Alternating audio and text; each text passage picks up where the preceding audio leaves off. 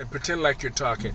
Girl, what's going on? What is actually happening? What is going on, girl? Tell me the tea. Girl, there's a lot. How are the men treating you? Oh, fabulous. Girl, I heard you was in Fort Perry up there, and I heard you had you were working the clients down. What happened, girl? I heard you were doing the dominatrix thing. Girl, I have to give you a joke about one of those. Had one of the guys came over. He was looking for, domination. Mm-hmm. I was a little bit too light on him, apparently. Oh.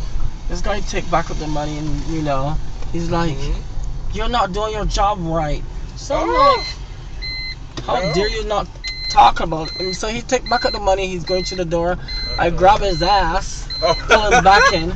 This guy threw the money on the ground and started saying, oh, that's what I'm talking about. And after slapping him around a couple of times, yeah, it was kind of crazy. Girl, sometimes, these boys have to be put in their place, girl. Yep. Spank that ass. Spank that ass. Well, okay, so you were up in Grand Prairie for how long? Like, to be honest, in an average, how many clients would you do a week? To be honest, I can do a day. Most likely 3 to 4 clients daily would be the average. On a bad days, maybe 2 bad, but yeah, most likely 3 to 4 clients. Sometimes the maximum you get is maybe 7, which you're really done after. You're gonna take some sleep. So, how many clients would have very different demands from you? Like, what's the strangest requests you've had from your clients? Like, what, like the nasty? Give us the nasty. Well, this is gonna sound weird. There was one client who wanted me to dress like a little schoolgirl, but he wanted me very submissive. When I dressed up like a schoolgirl, I was a dominant bitch. I'm sorry. I'm not gonna have nobody dominate this ass. Oh, so dressing as a schoolgirl turned him on. Yes. And got him on. Yes. Oh yes. There are requests. Let me see. Do you ever worry about your own satisfaction, about you actually getting off, like with the clients? Does that ever happen? Do you ever think about that? To be honest, once in a while. But I get my satisfaction by, just being in charge, just being that independent, dominant bitch. That's what I really get off on. So is it mostly white men that like you to be dominant, or black men, or versatile? I know sometimes black men can be very try to be very masculine and strong, and yet sometimes they can be a real sissy in bed. I've had a few, trust me. But do you find that white men are more submissive, or do you find that black men are more submissive? Like, which are the guys that you have to give it to, if you know what I mean? Which are the ones? I will say, the type of guys you have to give it to? I'll say white guys. They're the ones who the submissive ones, basically. I'll say white guys.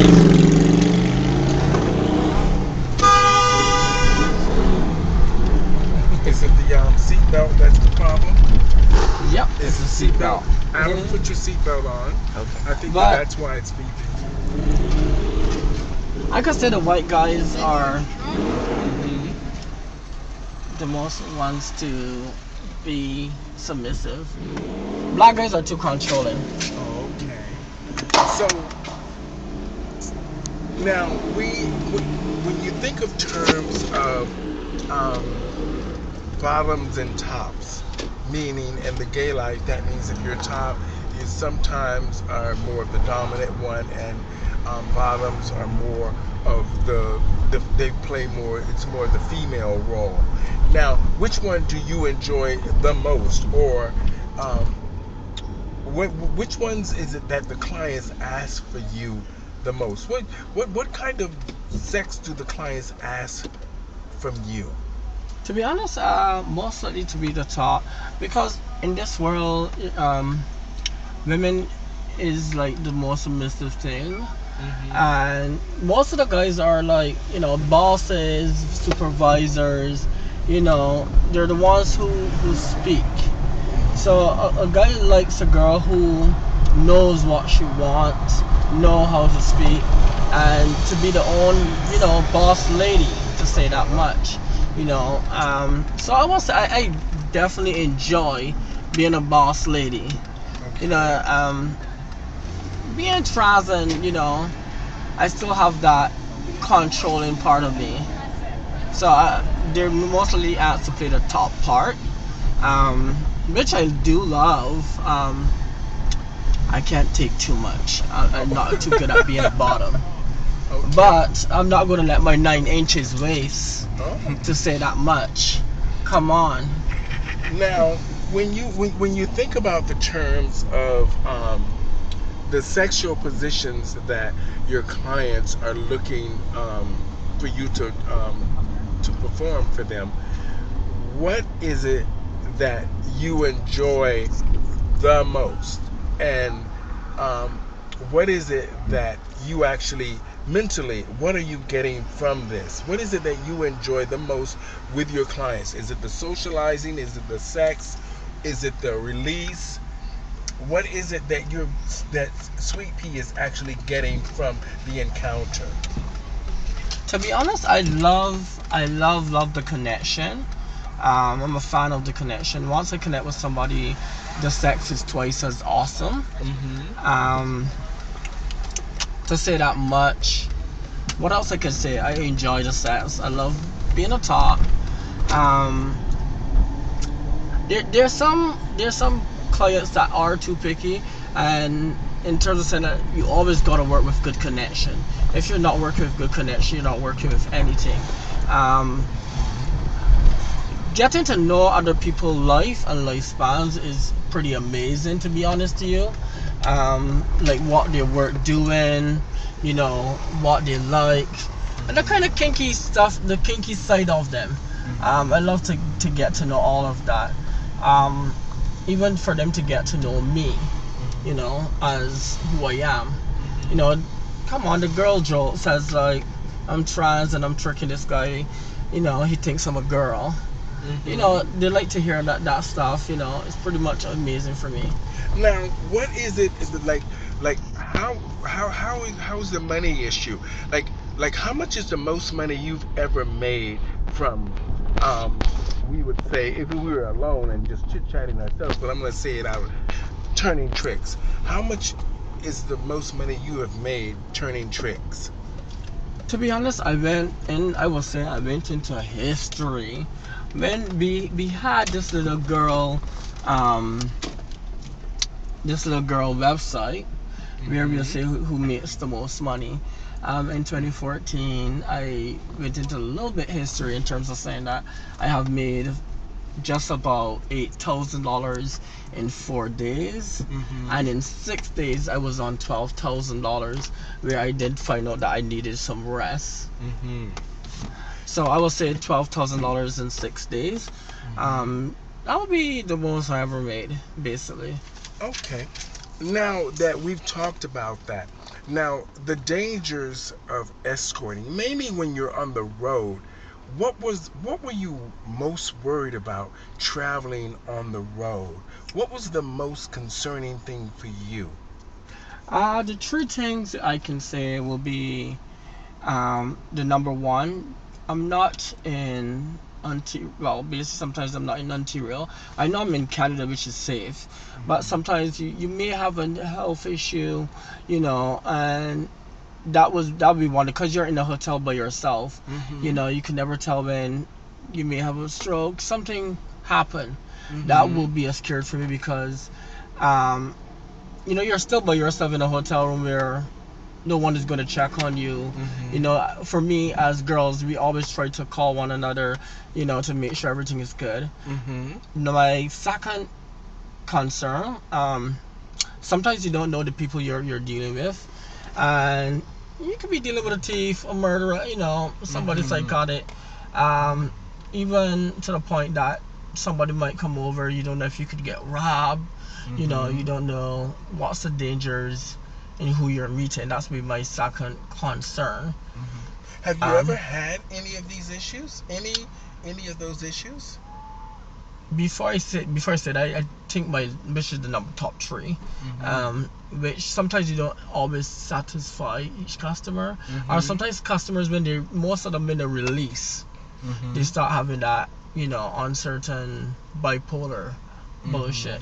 So in terms of saying that, there have been times that which I never been robbed. I never really had. I did have one issue before,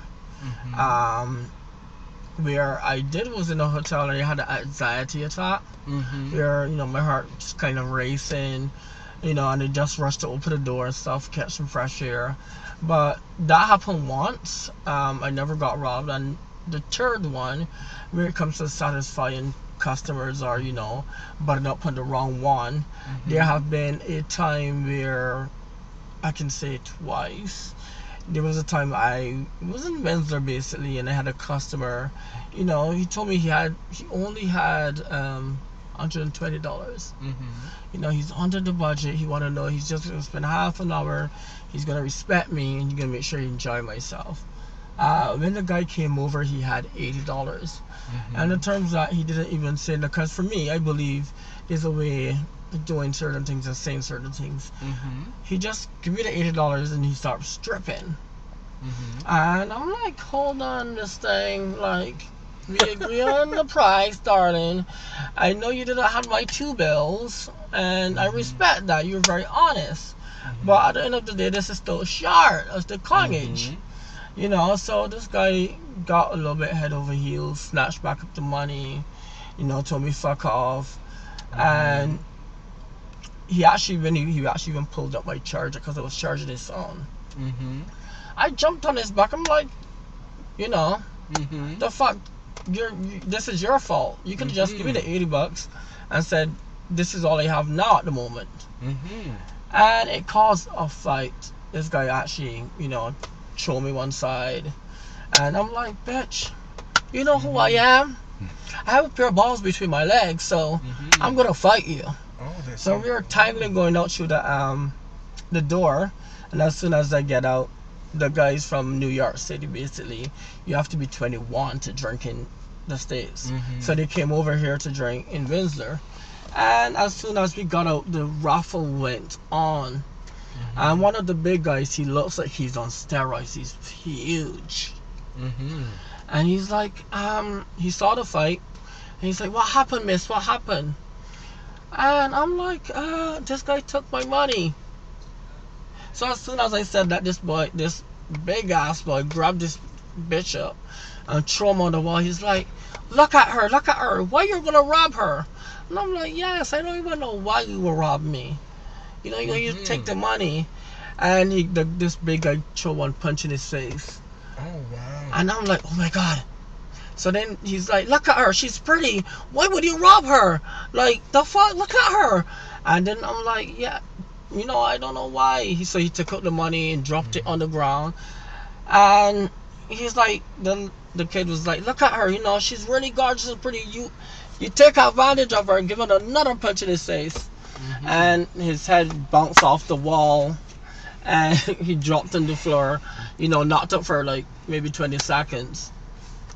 I took out the money. Scary. Yes, it was drama. And he ran through the door. This was the tea. Now, the people that was partying there, like a bunch of 19-year-olds and 20-year-olds, I think there were like 6 of them, but they didn't know I was trans. So the manager came out, you know, that time my key was locked inside the room, so I couldn't get back in my room. And he's like, you know, I'm gonna get your key, you're gonna give me your ID to make sure this is you. And I'm like, okay, no problem. So by the time I got in the room, the guys find out that I'm T, trans. So I have one of the guys calling my phone. They're like, I didn't know you're trans. And I'm like, thank you for picking up for me though. You know how to respect a woman. So then the next guy called and he's like, so can I see you? And I'm like, come on, I still have to charge my coinage. As much as you pick up from me, I still have to charge my coinage. But that was one of the incidents I've been through. Oh my God, that sounds it's frightening, scary. But at the end of the day, somebody stood up for you. Yes. So, on that note, now in the business, how long do you plan on being in this business, or are you still in this business now? Yes, I'm still in the business. My plans was to stop the business since last year, but how to put it, my money plans wasn't on track, and back page have been taken down. So at the moment, I'm planning to go on for maybe another year, another 2 years, until I own my own business. Most likely, so I can have like a little coins coming, like a little 150 a day coming in from my own investment or own business. However, I don't think I will stop Escorting still. Okay. The man with the right dollar, I still shake my titties for him. Oh, okay. So you because the money is so good, you don't want to stop. Yeah, to be honest, even though the money is good, it don't always be that well, because some people will compare. You make good money, not all the time. And one lesson to be learned: fast money goes just as fast. It have a curse on it. So as much as the life is fast, the money doesn't last too long. Well, you have to put the money towards something good uses. That's what I'm trying to do this year. So at the end of the day, what do you want? What should people know about Sweet Pea? To be honest, I will say I'm very inspiring. I'm a million things. I'm nice. I take time for myself, but at the end of the day, Sweet Pea is still, a person that does what she wants to do in terms of fashion, looks, even, being business wise. I enjoy my every minute of my life, and I look up for respect, and I expect those who are looking at this and who are viewing this, millions of people, to respect themselves. There are people out here that will strip your value very fast. And they don't show, like, even if they're escort, if you're, your time is precious. It takes a lot of energy. Don't let anybody drain your energy. Always recharge for yourself. That's my best advice, and that's what I'm looking to do at the moment. Recharge myself, make my own business. So because this escorting thing is, for me, in my heart, it's not going to last too long. There are people that coming out. There are girls that desperate for money, and they do anything for less of what they're really worth. And I'm not downgrading them or looking at them in any form of fact, but down the line, men are going to devalue the cost of it, because I know even female escorts who guys take them to dinners, pay them for their time. They're not expecting that much. But then me as a trans, guys want to know from the get-go, what are we going to do? How is this going to play? They're looking for a whole jalopy. And I can say that much in terms, like, the business is not going to last too long. There's already start devaluing. The government have already taken down most of the important sites. And so that's why I can advise anybody, make whatever you make good uses of it. Okay, just a couple more questions for you, Sweet Pea.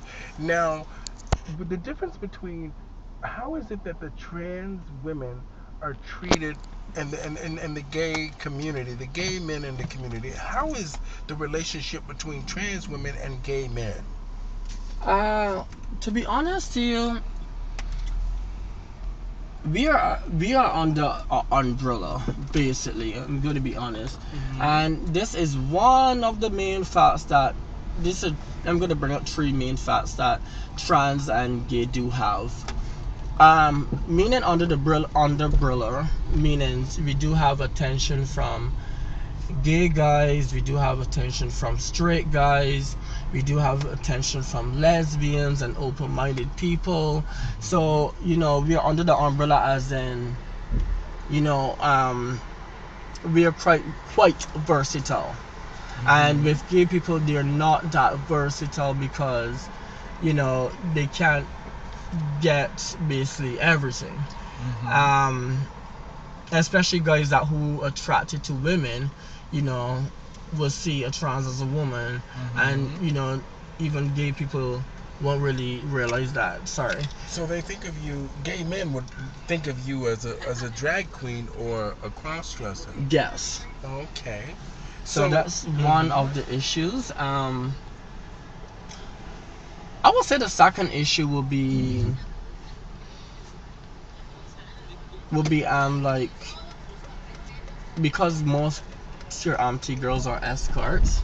So I would say that was one of the issues, because there's a big discrimination. I'm going to be honest, a big discrimination when it comes to trans and escorts, basically. So because I'm an escort, a lot of gay people doesn't really accept that. Up to the people, I'm going to be honest, I live around maintenance guys. There are two of them, and they're gay, to be honest to you.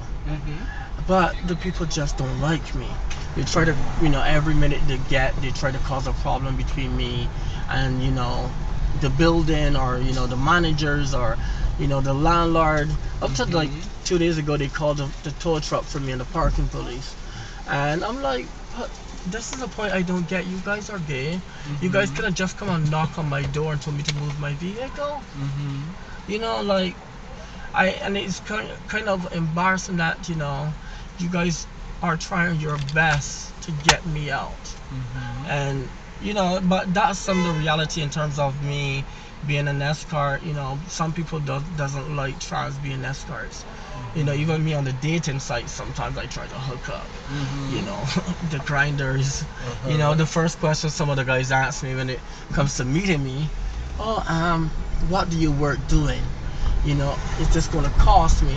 To be honest, sometimes it hurts my feelings, because I'm to the point, I never asked you for money. I just wanted to chill, to get to know you. But you didn't have to pass off so judgmental. It's real, which sometimes I do feel bad, but at the end of the day, I love who I am, and who I am is, based on my looks. Whether it's tits, whether it's face, my makeup, it makes me who I am. So, okay, go ahead. So at the end of the day, that would be the second one. I would say the third one, I guess some trans do try too hard, and there can be harsh. That's the third one. There can be harsh at times when it comes to gay friends, or gay people. They think they're all of that fish. So at the end of the day, that would be the third one that a lot of people mistake and get away with. Okay. Now, our final question is this: what is the difference between you as a trans woman performing as a drag queen, or is it that most people, when they just see you done up, they just think that you're a drag queen? And have you had many people ask you, are you a drag queen? Do you perform? To be honest, I used to perform, but not anymore. Yes, it is. It's a difference, to be honest. It's a difference in the whole living. Living your life as a trans. You're dressing as a female every day. The makeup is different, the clothes is different. You still want to respect women. Drag, you can go extra with the clothes, you could go extra with the makeup. You do more makeup when you're doing drag, long lashes. There is more androgynous. With living as a woman, you want to be possible, you want to be respectful, you don't want to be showing too much titties, you don't want to be showing too much ass, you don't want to pass off as, and with drag you can do that because it's an entertaining business. So that's the two difference between trans and drag, basically. So you still want the respectability, the Yes. respect in it. Yes. Okay, I understand. Now I'm going to ask you just a couple of light questions. Now, thank you so much, Sweet Pea, for being my guest on the Stephanie Stevens Show. As you see, we've been riding around Toronto tonight. To my audience out there, thank you guys so much for tuning in. I'm just going to ask Sweet Pea a couple of more questions. As you see, we got down with the dirty and the nasty, and which is something that you guys want to know. And I'm glad Sweet Pea was here to share her life and her experiences with us here on the Stephanie Stevens Show and to our audience out there. Now, Sweet Pea, what is your favorite food? You say you're from the Bahamas. What is your favorite food? Barbados. To be honest, my favorite food. What will I say? I'm a fan of fried chicken and barbecue chicken. Okay. And our last question for you for tonight is, who do you admire and why? If I have to say admire and stuff, I will say Rihanna. And not that she's from my country, but is that she does what she wants to do. I like people that take power and pride in what their life is, and and all of that stuff. I can say Rihanna in a lot of different ways. Yeah. And why? Why? I think she takes power of who she is. She's not scared of saying, thank you. She's not scared of saying, basically fuck off, or, she's not really a person that holds back who she is. Okay. All right. Ladies and gentlemen, thank you for tuning in to the Stephanie Stevens Show. I'm Stephanie Stevens, and my guest tonight was the fabulous Sweet Pea, sharing her world experiences on our great stage. And I want to just say thank you to everyone out there. Hopefully we've taught you something. We will see you next week on the Stephanie Stevens Show. Thank you guys so much for tuning in. Also, before we go, okay, please, whoever viewing, if you want to know any questions, or if you want to ask any, or add any questions that you're really intrigued about, or get to know, you can also leave a comment. You can leave a review and let us know what you like to know. What's the tea? And we can spill it for you. But yes. Oh, that's amazing. All right. On the Stephanie Stevens Show, here with Sweet Pea, spilling the tea. That's what we want to do, spill the tea. Send your comments in. Tweet us. Facebook us under Stephanie Stevens. Or Stephanie's Stevens Show. We're going to put up some fan pages. We're on Twitter under Miss Toronto 2. So check us out. Thank you guys so much for tuning in to the Stephanie Stevens Show. Be sure to subscribe to our YouTube channel because we have lots and lots of stories for you. Follow us on Twitter and Facebook. Thank you guys so much for tuning in to the Stephanie Stevens Show. Thank you, Sweet Pea. Thanks. Have a good one.